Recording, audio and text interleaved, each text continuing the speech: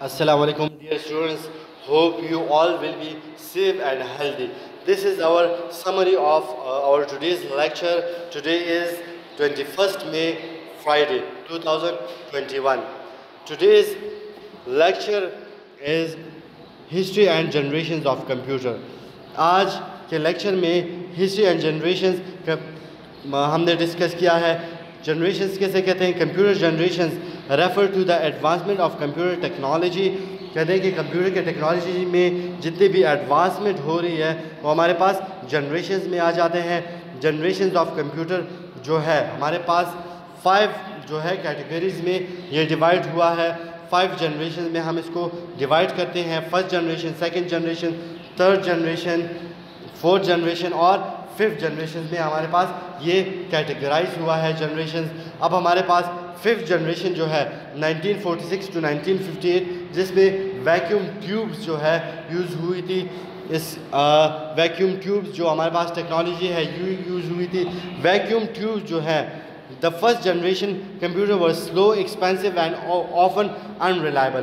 First generation के जो हमारे पास कंप्यूटर्स थे वो हमारे पास एक्सपेंसिव थे, स्लो थे और अनरिलायबल थे. क्योंकि वैक्यूम ट्यूब्स की वजह से, क्योंकि वो बहुत ज़्यादा वैक्यूम ट्यूब्स एक सिस्टम में लगती थी तो उसकी वजह से जो सिस्टम था वो स्लो, एक्सपेंसिव और अनरिलायबल होता था.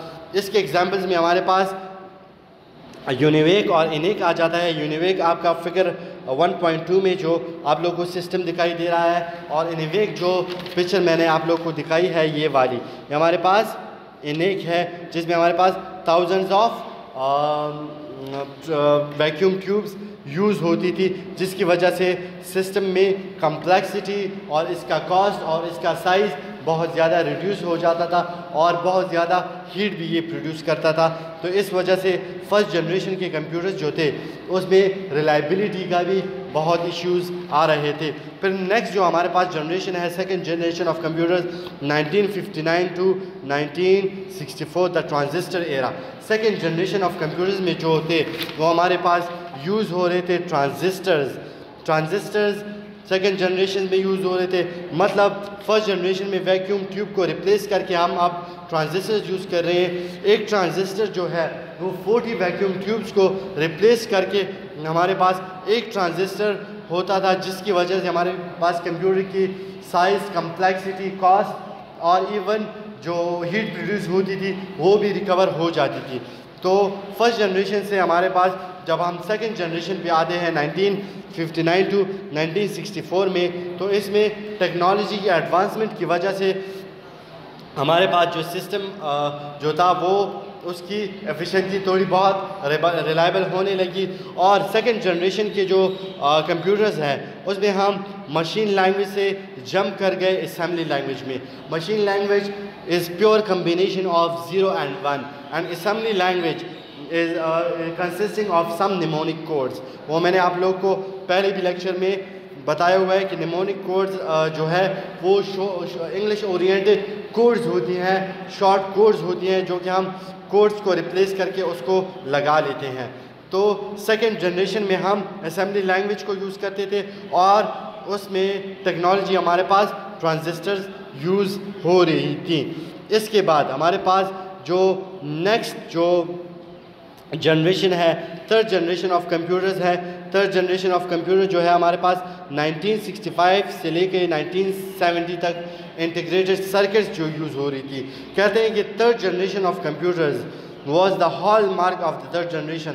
Hall mark means biggest achievement जो थी थर्ड जनरेशन की इंटीग्रेटेड सर्किट्स की वजह से, जिसने सिस्टम्स को और भी उसकी साइज़ जो है वो रिड्यूस कर दिया, इसकी स्पीड, इसका कॉस्ट और इसकी कम्प्लेक्सिटी कम कर दी, इसका कॉस्ट कम कर दिया और इसकी स्पीड इंक्रीज कर दी.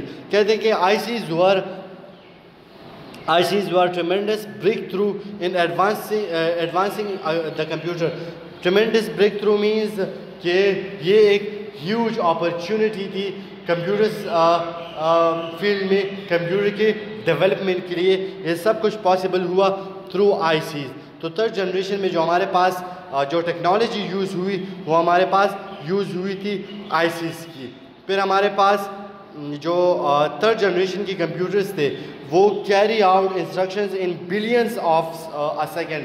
एक सेकेंड में वो billions means 100,000 billions mean 1000 millions instructions पर सेकेंड वो फॉलो कर सकता था, उसको प्रोसेस कर सकता था। फिर उसके बाद हमारे पास फोर्थ जनरेशन जो है 1971 till today the micro processors. आजकल के जो हमारे पास घर में जो पर्सनल कंप्यूटर्स हैं और जो एडवांस कंप्यूटर्स हैं वो फोर्थ जनरेशन में आते हैं। फोर्थ जनरेशन में जो टेक्नोलॉजी यूज़ हुई थी उसका जो टाइम है 1971 से लेकर जो टुडे टिल टुडे, और उसकी जो टेक्नोलॉजी उसमें यूज़ हुई है वो माइक्रो प्रोसेसर की यूज़ हुई है।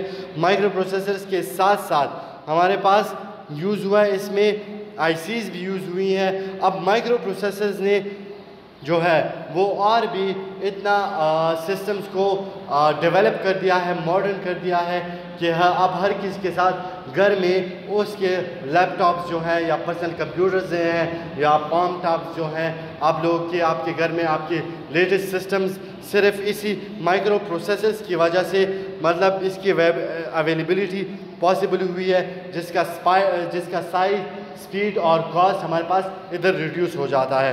फिर लास्ट जो हमारे पास जनरेशन है फिफ्थ जनरेशन का प्रेजेंट एंड बियॉन्ड, जो मैंने आप लोगों को पहले भी बोला कि फिफ्थ जनरेशन जो है वो डील कर रहा है आर्टिफिशियल इंटेलिजेंस को, रोबोट्स को वो डील कर रहा है। तो आर्टिफिशियल इंटेलिजेंस फिफ्थ जनरेशन में और रोबोटिक्स का जितना भी काम है हमारा, रोबोट्स को प्रोग्राम करना, उसकी जो नेचुरल लैंग्वेज है और इसकी जो self organisation means the ability of a robot जो कि अपने डिसीजंस खुद ले, सिस्टम्स को इंटेलिजेंट बनाना, मशीन को इंटेलिजेंट बनाना आर्टिफिशियल इंटेलिजेंस में आता है।